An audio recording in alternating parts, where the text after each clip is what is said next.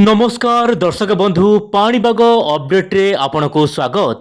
दर्शक बंधु मे मास आसीगला एवं बात्या पाई वर्तमान पाग अनुकूल हेबार लागिछि। बंगोपसागर सृष्टि होई पारे चलित वर्षर प्रथम बात्या बोली जहाँकि विभिन्न मॉडल वर्तमान संकेत देलेनी। तेबे दर्शक बंधु एपटे काल बैशाखी मध्य राज्यर विभिन्न अंचल रे तांडव रचिया पाई पाग अनुकूल कर सारिलानी। तेबे केउ केउ जिल्ला रे वर्षा हेबो एवं बात्या को नेकी कोन रहिछि बड़ खबर आसंतु आजिर भिडियो रे विस्तृत आलोचना करबा। दर्शक बंधु मोबाइल स्क्रीन देखंतु। दर्शक बंधु उत्तर पश्चिम दिगुरु लगातार भाव में माड़ी आसुची काल बैशाखी। गोटे पटे काल बैशाखी तांडव रचुची एवं आउ गोटे पटे बात्या पाई वर्तमान पाग अनुकूल हेउची। दक्षिण भारत रे हेबो प्रबल वर्षा, ओडिसा रे तांडव रचिबो काल बैशाखी। पवन रे बेग प्राय 50 रु 60 किलोमीटर बेग रे पवन संगku कलाहांडिया बादल रो माड़ी आसीबो। ओडिसा रे विभिन्न अंचल रे झड़ वर्षा हेबो। सेति पई दर्शक बंधु सारा राज्य को वर्तमान अलर्ट मोड को रखा जाइछि। आपण देखंतु दर्शक बंधु गंजाम गजपति सहित राज्यर विभिन्न अंचल रे वर्षा हेबो। आपनकर जो रहउछि भद्रक, बालेश्वर, मयूरभंज ता सहित केउंझर, सुंदरगढ़ एही सब जिल्ला रे सामान्य अधिक वर्षा सहित कुआपथर वर्षा देखिया मिली पारे। या सहित कोरापुट, मार्कालगिरी, रायगड़ा, कंधमाल, कोरापुट ता सहित आपनकर जो रहउछि नुआपड़ा, बलांगीर, सोनपुर, बौद्ध, ढेंकानाल, कटक ता सहित खोर्धा, संबलपुर एहा सहित दर्शक बंधु बरगढ़ एही सब जिल्लार स्थान स्थाने मध्यम प्रबल वर्षा हेबो। माने पश्चिमरू आज पूर्व ओडिशा पर्यंत वर्षा देखा मिली पारे। तेबे आपनक जिल्ला केमिति रहइबो वर्षा स्थिति निश्चय परे आपण कमेंट बॉक्स रे आपनक मत प्रकाश करंतु। दर्शक बंधु वर्तमान वायुर पैटर्न परिवर्तन हेबार लागिछि। कारण गोटे पटे बंगोपसागर सृष्टि हो जाउछि बात्या एवं आउ गोटे पटे आपनक जो रहउछि मौसुमी वायु माने दक्षिण पश्चिम मौसुमी वायु वर्तमान आसिया पाई पाग अनुकूल होई सारिलानी। विशेषकर भारत महासागर रे माने दक्षिण पश्चिम वायु वर्तमान सक्रिय होबार लागिछि। मु आपको देखाबो चाहिबी बंगोपसागर केमिति सक्रिय होउछ आपण देखंतु।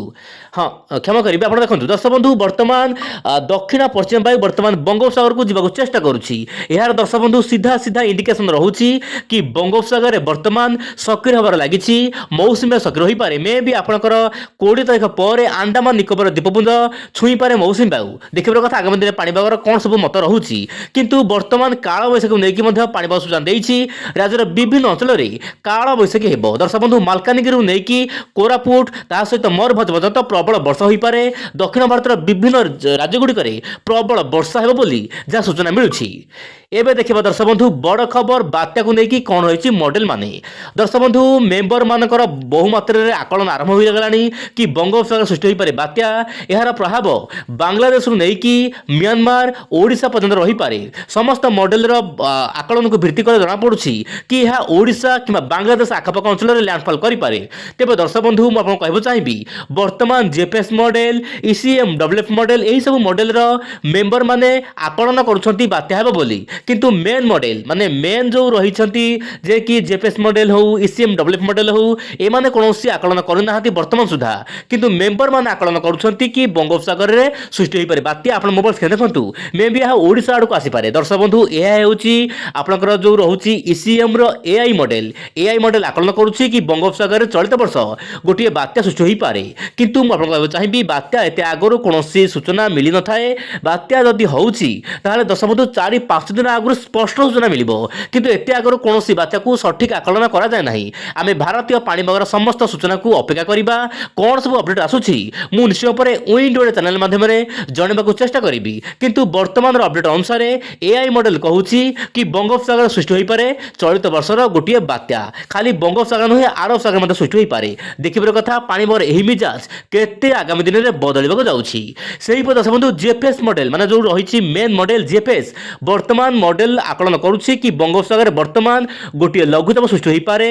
आपनकर जो 18 मे रु 20 मे मध्यरे। किंतु ता पूर्व राज्यर विभिन्न अंचल रे काल बैशाखी हेबो। मेन मॉडल जे पर्यंत कोनोसी इंडिकेशन दउ नाही। आमे मेंबर मानकू विश्वास करिबा एते आगरु सठिक हेबो नाही दर्शक बंधु। तथापि मॉडल आकलन करूछंती कि आगामी दिन मानकरे राज्यर विभिन्न अंचल रे वर्षा हेबो। किंतु दक्षिण अंडमान ता सहित आपनकर जो रहउची उत्तर बंगोपसागर रे सृष्टि होई पारे लघुचाप बांग्लादेश उपकूल रे बोली जा जीएफएस मॉडल कहूची। किंतु वर्तमान विभिन्न मॉडल भिन्न भिन्न आकलन रहउची। कारण विभिन्न मॉडल जतबेले भिन्न आकलन करूछंती वर्तमान कोनोसी बात्या हबार समान नाही बोली जहा विभिन्न महलरु चर्चा होउची। किंतु दर्शक बंधु मु आपन कहू चाहिबी ଆପଣ ଚ୍ୟାନେଲ ସହିତ ପ୍ରତ୍ୟେକ ଦିନ ଜଡ଼ିତ ହୋଇ ରୁହନ୍ତୁ। କ'ଣ ସବୁ ନୂଆ ଅପଡେଟ୍ ଆସୁଛି ନିଶ୍ଚୟ ଉପରେ ମୁଁ ଜଣାଇବାକୁ ଚେଷ୍ଟା କରିବି ଆଗାମୀ ଭିଡ଼ିଓ ମାନଙ୍କରେ। ତେବେ ଆଉ 2-3 ଦିନ ପରେ ସ୍ପଷ୍ଟ ସୂଚନା ଆସିବ। ତେବେ ଆଜି ପାଇଁ ଏତିକି, ପୁଣି ଦେଖିବା ଆସନ୍ତାକାଲି ଆଉ ଏକ ନୂଆ ଅପଡେଟ୍। ନମସ୍କାର, ଜୟ ଜଗନ୍ନାଥ ଦର୍ଶକ ବନ୍ଧୁ।